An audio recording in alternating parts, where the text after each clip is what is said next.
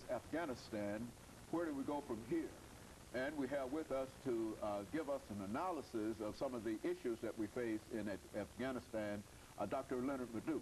Dr. LMadu2, let's pick up where we left off last time, and I don't want to lose any of this. Simply pick up where we left off last time for the next, this segment, for the next 8 minutes. Go and tell us about it. And you know, it's important for people to understand how all these problems started in Afghanistan. In 1973, the king, and you know, Afghanistan used to be a kingdom. The king, Ahmed Zahir Shah, was overthrown, you know, by his relative, General Mohammed Dawood. Dawood, on taking over, abolished the kingdoms, you know, but he was very repressive and brutal. So in 1978, officers in the Afghan army who are loyal to the Communist Party overthrew Dawood and executed him and everybody in his family, and declared the People's Democratic Republic of Afghanistan under a man called Mohammed Taraki. Taraki took over in 78, you know, established a communist government supported indirectly by the Soviet Union. In early 1979, about April, I think, yep, 79, insurgents, a lot of the Islamic, you know, insurgents in Afghanistan started organizing because they opposed a communist government in Afghanistan. Like I've said earlier, Afghanistan is an overwhelmingly you know, Islamic nation, about 99%, 80% Sunni, 90% Shiite. So they were upset about the nationalization of the lands and all those things, and so they started organizing, opposing the government. So in September 1979, Mohammed Taraki's deputy, Hafizullah Amin, who was educated at Columbia University, overthrew him and killed him and took over the government. Amin was very brutal, very repressive, and the Russians didn't like him either. The Russians thought he was a secret CIA agent, and that he was very vicious, and that he would cause a lot of problems for them more than a moderate, you know, a communist leader. So Brezhnev ordered, you know, Russian troops to move into Afghanistan and overthrew Amin.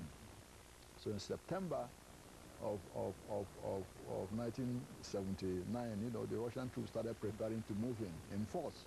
They were already in Afghanistan, but on the orders of Brezhnev and the Russian Soviet Politburo, they invaded Afghanistan fully in December 27th, 1979, and killed Hafizullah Amin and overthrew his government, and installed Babra Kamal as president of Afghanistan. That was when President Carter, remember, you know, boycotted the Olympics in Moscow because of that event. So when Babra Kamal took over, you know, the insurgents, you know, grew very, very rapidly. The United States decided to support, you know, the Afghan Mujahideen, which was what they were called. We supplied the guns, the soldiers paid for the guns, and the Pakistanis trained the Mujahideen. Between 1983 and 1997, the Pakistani intelligence service called the ISI, you know, Inter-Services Intelligence, trained about 83,000 Mujahideen. And we supplied them with Stinger missiles and all that to shoot down Russian planes. You know, this lasted from 79 to 89 when the Russians withdrew.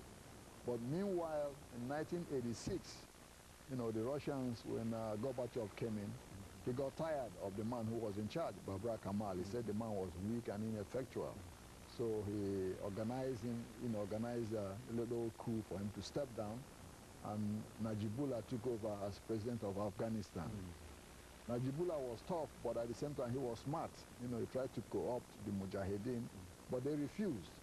You know, so in 1992, General Abdul Rashid Dostum, who was the leader of the Uzbeks and a general in the communist army, turned against, you know, Najibullah, and allowed the Mujahideen to take over the government in Kabul, and installed a man called Burhanuddin Rabbani.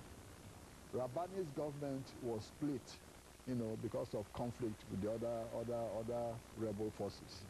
Rabbani was supported by Ahmed Shah Massoud, who was the legendary, you know, military commander of the Mujahideens. But Masood came from the minority ethnic Tajik group. You remember the majority of Afghans are Pashtuns, like I said before, about 42%. And one of the leaders of the Mujahideen was a Pashtun called Gulbuddin Hekmataya. Hekmataya refused to accept the authority of the Tajik regime in Kabul, and they continued to fight amongst themselves, giving the Taliban, meanwhile the Taliban started organizing under Mullah Omar, giving them the chance to take over the government in 1994. So in 1994, the Taliban moved in and took over control of Afghanistan and declared it the Islamic Emirate of Afghanistan, under Mullah Omar. So that's how bin Laden came in. And people are wondering, well, how did bin Laden come into all this? Well, the fact is that all those mujahids who were fighting against the Russians, there was an Arab contingent, fighting with them. Remember, the Mujahideen was financed by Saudi Arabia, where bin Laden comes from. All the money for the equipment that the United States, provided was paid for by the Saudis. So when the Taliban came in, they kept bin Laden and his Arab delegation in Kabul with them, Mullah Omar needed bin Laden. To get they needed exactly the money. Exactly, they needed that money to keep flowing from bin Laden personally and also from the Saudis. Yes, so they kept bin Laden and his Arab contingent in Kabul with Ayman Zawahiri, who is the chief strategist, for Al-Qaeda.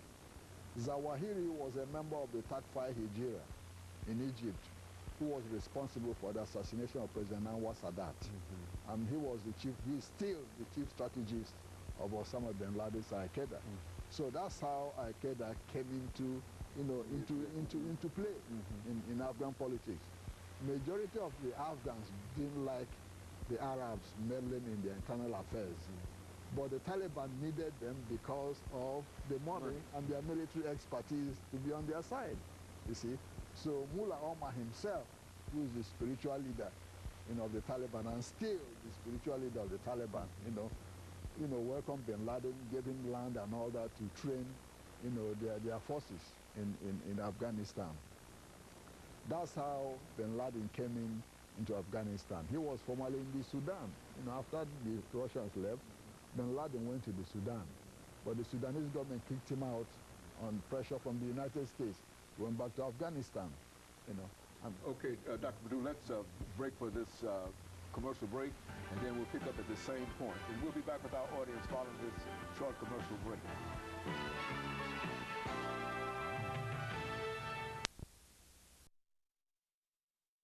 The topic is Afghanistan.